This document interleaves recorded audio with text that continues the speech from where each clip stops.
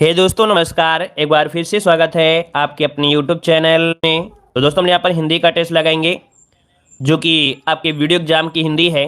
और आप लोगों के लिए बेहतरीन से बेहतरीन कंटेंट हम आपको देंगे हिंदी के रीजनिंग के साथ में आपकी जीके का। ठीक है, तो चलिए स्टार्ट करते हैं। गुड मॉर्निंग सभी को, गुड मॉर्निंग सभी को, गुड मॉर्निंग। सब लोग एक बार वीडियो को लाइक कर दीजिए भाई। ठीक है, जितने लोग बाद में जुड़े हैं एक बार वीडियो को लाइक कर दीजिए। तो इसके बाद हम लोग स्टार्ट करते हैं क्लास को।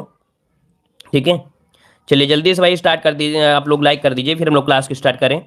चलिए पहला क्वेश्चन आपके दिया गया है कि हिंदी दिवस कब मनाया जाता है। चलिए जवाब दीजिए, इसका राइट आंसर क्या हो जाएगा, हिंदी दिवस कब मनाया जाता है। और देखो यहाँ पर बेहतरीन क्वेश्चन आपके हैं और ऐसे ही क्वेश्चन पूरे पूरे ऐसे क्वेश्चन फंसे थे, समझो 50 में 46 47 48 तक बच्चे करके आए थे यहाँ पर एग्जाम में। ठीक है, चलिए तो जवाब दीजिए, इसका राइट आंसर क्या हो जाएगा। पहले का ऑप्शन इनमें से क्या हो जाएगा। तो देखो हिंदी दिवस मनाया जाता है आपके 14 सितंबर। ऑप्शन क्या बनेगा यहाँ पर, आपका सी नंबर राइट हो जाएगा। और अगला क्वेश्चन दिया है, आधुनिक भारतीय भाषा अवधि का विकास किस अभ्रंश से हुआ है। चलिए बताइएगा, आधुनिक भारतीय भाषा अवधि का विकास किस अभ्रंश से हुआ है, किस अभ्रंश से हुआ है। चलिए आपके मगधी अभ्रंश से हुआ है या अर्धमगधी से हुआ है। तो अवधि दिया गया है ना, मतलब आपका आंसर क्या हो जाएगा यहाँ पर। चलिए ऑप्शन आ रहा है बी नंबर। तो देखिए भाई बी नंबर आपका राइट हो जाएगा। यहाँ पर आपके अवधि से अर्थात अर्धमगधी से हुआ है। ठीक है, क्लियर है, तो ऑप्शन आपका हो जाएगा आपका बी नंबर। चलिए अगला क्वेश्चन दिया गया है, निम्नलिखित में से ऊस व्यंजन कौन सा है। ऊस व्यंजन आपसे पूछा गया है, ऊस व्यंजन इनमें से कौन हो जाएगा। तो ऊस व्यंजन आपके कौन होते हैं, जो आपके सा सा सा सा हा होते हैं, इनको बोलते हैं हम लोग ऊस व्यंजन बोलते हैं। इन्हें हम लोग ऊस में संघर्षी भी बोलते हैं। क्या बोलते हैं इन्हें, इन्हें ऊस में संघर्षी भी बोलते हैं। ठीक है ना, लेकिन अगर क्वेश्चन ये पूछे स्पर्श संघर्षी किसे कहते हैं, तो याद रखिएगा इनको बोला जाता है स्पर्श संघर्षी। क्या इनको बोला जाता है, स्पर्श संघर्षी बोला जाता है किनको, यहां पर आपके जो ये वाले हैं। ठीक है, तो दोनों पॉइंट को एक साथ रखिएगा क्योंकि क्वेश्चन बहुत बार पूछा गया है। अगला है निष्कपट का संविच्छेद क्या हो जाएगा। चलिए निष्कपट का संविच्छेद यहाँ पर क्या हो जाएगा। तो देखिए ऑप्शन आ रहा है आपका यहाँ पर आपका सी नंबर। तो जवाब बिल्कुल सही है, आपका जवाब हो जाएगा सी नंबर, निष्कपट हो जाएगा। हमने यहाँ पर आपको बताया भी था ना इसके बारे में। तो यहाँ पर देखो, आप यहाँ पर विसर्ग हटेगा तो आपका आधा सा आपका लग जाएगा, तो ऑप्शन आपका सी हो जाएगा। अगला क्वेश्चन दिया है, उल्लास में कौन सी संधि है। उल्लास में कौन सी संधि है।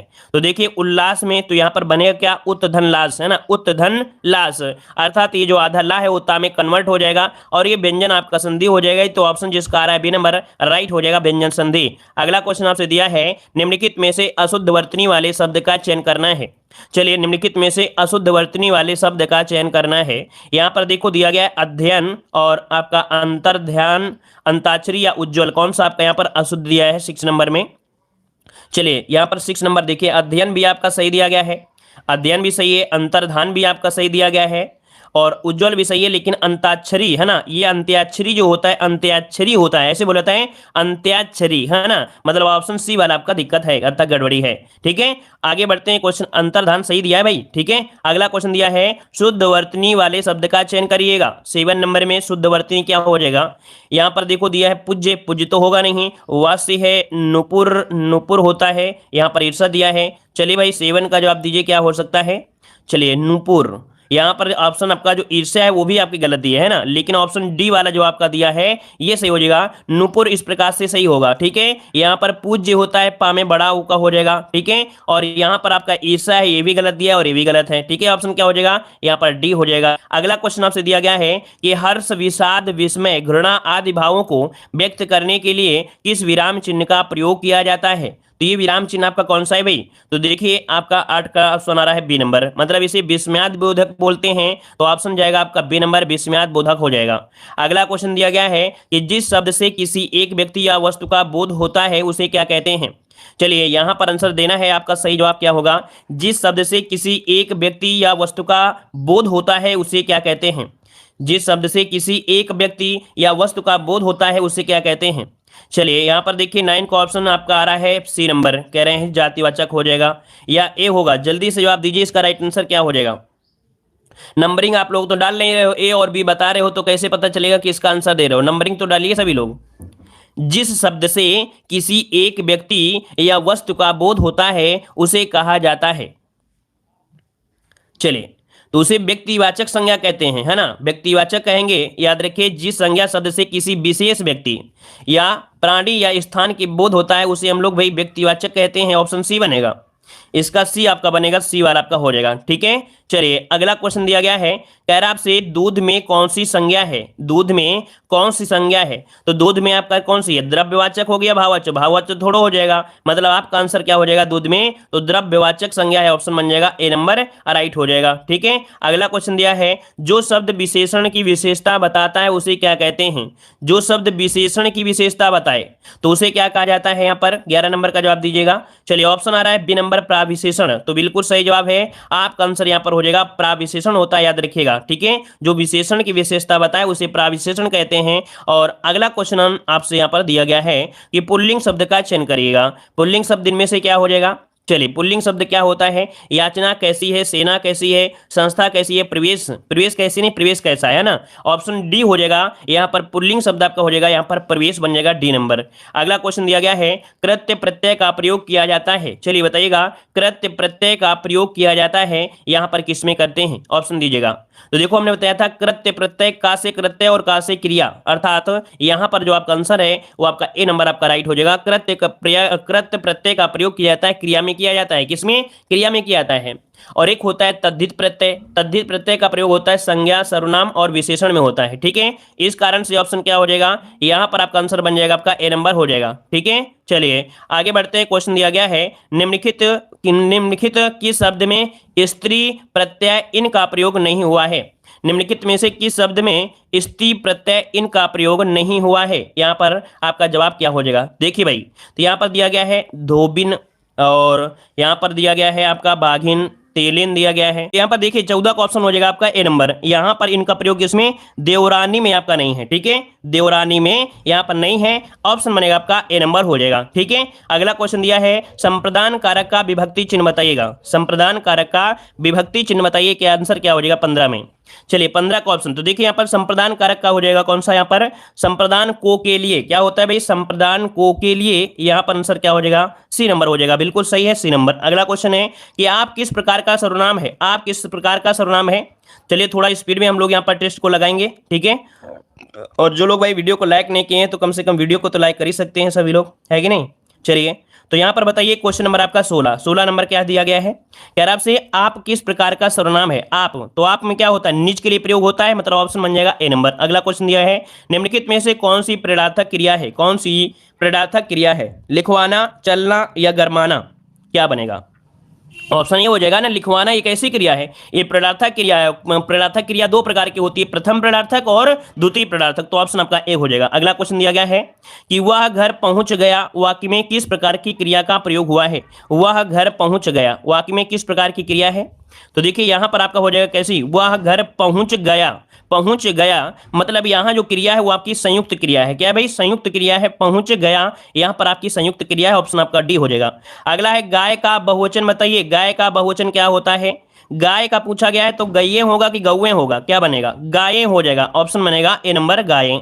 अगला है कि पुस्तक पढ़ी जाती है इस वाक्य में किस वाच्य का प्रयोग हुआ है, पुस्तक पढ़ी जाती है इस वाक्य में किस वाच्य का प्रयोग हुआ है। चलिए 20 का जवाब दीजिएगा, आपका सही जवाब क्या हो जाएगा। तो देखो पुस्तक पढ़ी जाती है, पुस्तक क्या है आपका, एक कर्म है, अर्थात ऑप्शन क्या बनेगा, बी नंबर आपका कर्मवाच्य हो जाएगा। आगे बढ़ते हैं, क्वेश्चन दिया गया है, निम्नलिखित में से कौन सा शब्द तुर्की भाषा का नहीं है, तुर्की भाषा का नहीं है, यहां पर जवाब दीजिए, आपका सही जवाब क्या हो जाएगा। चलिए तुर्की भाषा का बेगम, पैगंबर, बारूद और आपका चेचक, यहां पर देखिए आपका आंसर क्या हो जाएगा।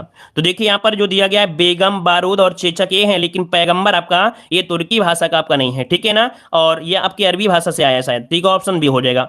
अगला है उसने मुरारी को मारा था, उसने मुरारी को मारा था इस वाक्य में भूतकाल का कौन सा प्रकार है, उसने मुरारी को मारा था, मतलब 22 को ऑप्शन जो बनेगा ये है क्या, पूर्ण भूत हो जाएगा, क्योंकि क्रिया क्या है, पूरी हो चुकी है, क्रिया पूरी हो चुकी है, तो ऑप्शन आपका डी हो जाएगा। अगला है कि कुछ किस प्रकार का परिमाणवाचक क्रिया विशेषण है, कुछ दिया है, कुछ किस प्रकार का परिमाणवाचक क्रिया विशेषण है।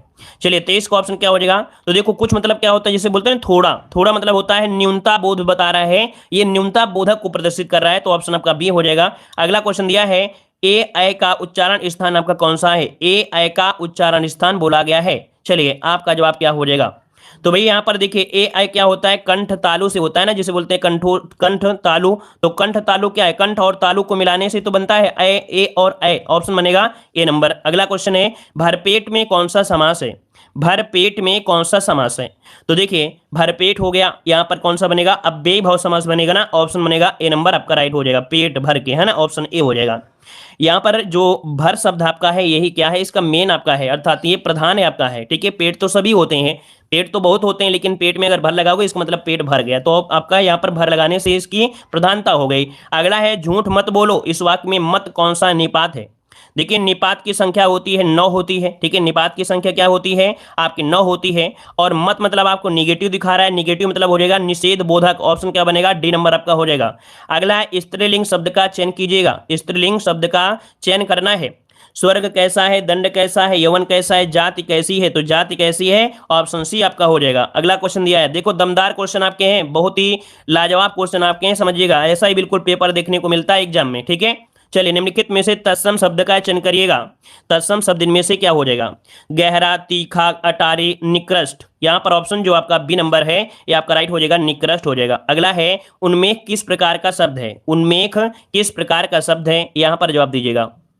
चलिए तो उन्मेष, देखो इसका बदलेंगे तो उन्मेष होता है, अर्थात ये खा है और खा वाला होता है आपका तद्भव होता है, ठीक है ना। अगर उन्मेष हो जाता है तो हम लोग तत्सम कहते हैं, लेकिन उन्मेष है तो ये आपका तद्भव है, ऑप्शन आपका सी हो जाएगा। अगला क्वेश्चन दिया है निम्नलिखित में से किस शब्द में उप उपसर्ग नहीं लगा है?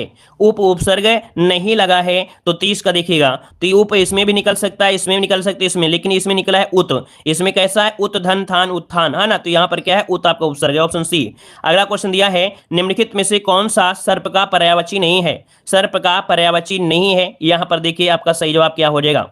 चलिए सभी लोग जवाब देने का प्रयास करेंगे। तो देखो यहां पर जो दिया गया है पर्यायवाची, यहां पर सर्प का पर्यायवाची उरग होता है, फणी होता है, पनंग होता है, लेकिन हिरण्य नहीं होता है, तो ऑप्शन क्या हो जाएगा? सी नंबर हो जाएगा। अगला क्वेश्चन दिया है निम्नलिखित में से कौन सा शब्द विशेषण नहीं है? कौन सा शब्द विशेषण नहीं है? 32 को ऑप्शन लॉक करिएगा। तो देखिए भाई विशेषण यहां पर देखो दिया गया है आश्रित, ये विशेषण है। अपराधी, है ना, जैसे अपराध होता है तो अपराधी विशेषण हो गया। आग होता है तो आग का आग्नेय हो गया, तो ये भी विशेषण है, लेकिन ये अर्थ इसका विशेषण नहीं, अर्थात जो अर्थ है ये विशेषण नहीं है, ऑप्शन आपका डी हो जाएगा। आगे बढ़ते हैं, क्वेश्चन दिया गया है वाचस्पति की समास का समस्त पद है, 33 को ऑप्शन देना है, आपका सही जवाब क्या हो जाएगा? तो भाई वाचस्पति ये किसका होगा? अलुक तत्पुरुष समास होगा, इसका ऑप्शन बी हो जाएगा, अलुक तत्पुरुष समास हो जाएगा, ठीक है। अगला क्वेश्चन दिया गया है, वैसे इसमें कई अपवाद मिलते हैं। अगला क्वेश्चन है वही मनुष्य है जो मनुष्य के लिए मरे, इस पंक्ति में कौन सा अलंकार है? वही मनुष्य है जो मनुष्य के लिए मरे, इस पंक्ति में कौन सा अलंकार है? यहां पर दीजिएगा ऑप्शन।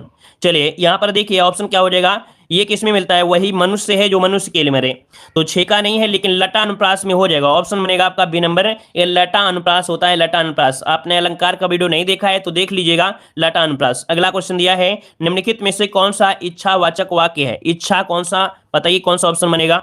इच्छावाचक में कह रहे हैं मैंने खाना खाया, तुम्हारा नाम क्या है? मैंने कहा होगा तुम अपने कार्य में सफल रहो। देखो यहां पर दिया है तुम अपने कार्य में सफल रहो, जैसे हमने बताया था कि भगवान आप अच्छी हो, मतलब आपकी उम्र, मतलब ऐसे बोलते हैं ना कि आपकी यात्रा शुभ मंगलमय हो, मतलब जब इच्छा प्रकट की जाती है तो वहां पर ऐसे ही शब्द का प्रयोग होता है, तो ऑप्शन क्या हो जाएगा आपका? डी नंबर हो जाएगा। अगला क्वेश्चन दिया गया है कि अशुद्ध वाक्य का चयन करें, यहां पर अशुद्ध वाक्य आपका कौन सा है? 36 वाले में ऑप्शन दीजिएगा। चलिए भाई 36 नंबर में देखिए भाई 36 नंबर में दिया गया है कि हम तो अवश्य जाएंगे, है ना, थोड़ी देर बाद वे वापस लौट। देखो वापस भी है और आपका लौट दिया है, दो चीज नहीं होना चाहिए एक साथ में आता, तो ऑप्शन बी नंबर यहाँ पर क्या हो गया? अशुद्ध मिल गया, ऑप्शन बी हो जाएगा। अगला क्वेश्चन आपसे दिया है कुंभिल किसका पर्यायवाची शब्द आपका है? कुंभिल किसका पर्यायवाची शब्द आपका है? कुंभिल किसे कहा जाता है? जो चोर होता है, याद रखिए चोर, चोर को हम बोलते हैं खनक भी, क्या बोलते हैं? खनक भी बोला जाता है, खनक, ठीक है। जैसे घर में आते हैं और रात में बर्तन खनक जाते हैं तो बोलते हैं ना चोर आ गया क्या, तो खनक भी बोला जाता है चोर को। तो ये क्वेश्चन अभी पूछा गया था आरओ एग्जाम में, ठीक है, तो याद रखिए चोर हो जाएगा ए नंबर। अगला क्वेश्चन दिया है निम्नलिखित में से कौन सा शब्द सफल का विलोम नहीं होगा? सफल का विलोम नहीं होगा, 42 नंबर में जवाब दीजिएगा। चलिए तो देखिए भाई 42 की अगर हम बात करते हैं, सफल का विलोम असफल होता है, विफल होता है, निष्फल होता है ना, लेकिन यहाँ पर जो कुफल दिया है क्या होगा? क्या नहीं होगा ना, ऑप्शन आपका सी हो जाएगा। अगला है ठेठ हिंदी का ठाठ किसकी रचना है? ठेठ हिंदी का ठाठ किसकी रचना है? 43 को ऑप्शन दीजिएगा। तो अयोध्या सिंह उपाध्याय हरिऔध, बिल्कुल सही है, ऑप्शन ए हो जाएगा कि ठेठ हिंदी का ठाठ किसकी रचना है? अयोध्या सिंह उपाध्याय हरिऔध की है। हरिऔध लिखा जाता है इस प्रकार से, जब पूछे उसका उपनाम तो सिंगल उद्धरण चिन्ह लगा ही होता है, याद रखिए, डबल मत लगाइएगा कभी भी। अगला क्वेश्चन दिया गया है, जिसके हृदय में ममता नहीं है, वाक्यांश के लिए एक शब्द आपको बताना है। तो जिसके हृदय में ममता नहीं है, और जिसके हृदय में ममता नहीं उसे क्या कहते हैं? इसे निर्मम बोलते हैं। क्या बोलते हैं? निर्मम। ऑप्शन बन जाएगा बी नंबर। अगला क्वेश्चन दिया गया है, निम्नलिखित में से किसमें मुहावरा एवं उसके अर्थ का सुमेलन नहीं है? किसके उसके मुहावरा और उसके अर्थ का सुमेलन नहीं है? चलिए 45 नंबर में। तो देखिए आप कह रहा है ईंट से ईंट बजाना, युद्धात्मक विना, कह रहा आपसे विभत्स रस का स्थायी भाव क्या होता है? विभत्स रस का स्थायी भाव यहाँ पर क्या हो जाएगा? चलिए भाई, विभत्स रस का स्थायी भाव क्या बन सकता है? चलिए काफी लोग जवाब दे रहे हैं विभत्स का होता है क्या? जुगुप्सा होता है, जिसे हम लोग घृणा कहते हैं। तो ऑप्शन क्या हो जाएगा? या पर सी हो जाएगा, जुगुप्सा, या जिसे बोलते हैं घृणा कहते हैं। तो ऑप्शन बनेगा आपका सी नंबर। अगला क्वेश्चन दिया है, छंद पढ़ते समय आने वाले विराम को क्या कहते हैं? छंद पढ़ते समय आने वाले विराम को क्या कहते हैं? तो जब विराम आता है तो उसे हम लोग क्या बोलते हैं? यति कहते हैं ना। ऑप्शन क्या हो जाएगा? ए नंबर हो जाएगा, यति कहते हैं। अगला क्वेश्चन है, कबीर दास की जो भाषा थी वो आपकी कौन सी थी? कबीर दास की भाषा कैसी थी? चलिए सदुक्कड़ी थी ना। तो ऑप्शन क्या हो जाएगा यहाँ पर? बी नंबर, पंचमेल खिचड़ी, या इसे बोलते हैं सदुक्कड़ी, या इन्हें बोला जाता है कवि, इन्हें वाणी का डिटेक्टर किसे कहा जाता है? ये कई प्रकार की वाणी बोल लेते थे, है ना, कई प्रकार की भाषा आती थी, इसीलिए इन्हें वाणी का डिटेक्टर भी कहा जाता है। किसे? कबीर दास को कहते हैं। तो इसका ऑप्शन हो जाएगा बी नंबर। अगला क्वेश्चन दिया है, अधिसूचना का अंग्रेजी अनुवाद पूछा गया है। अधिसूचना का अंग्रेजी अनुवाद क्या होता है? चलिए, अधिसूचना नोटिफिकेशन, है ना, आप लोगों के पास सूचना पहुंच गई अर्थात नोटिफिकेशन हो गया। तो ऑप्शन क्या बन गया? सी नंबर यहाँ पर राइट हो गया। तो इस प्रकार से ये टेस्ट आपका रहा। देख सकते हैं कि हमने जो सॉल्व कराया है ये घटना चक्र का सॉल्व कराया है, जो कि 2018 में प्रैक्टिस सेट आपके रहे हैं। आपको दमदार कंटेंट देंगे, बेहतरीन कंटेंट देंगे। चलिए, सभी को धन्यवाद, सभी को जय हिंद, सभी को वंदे मातरम। आज की क्लास यहीं रखते हैं।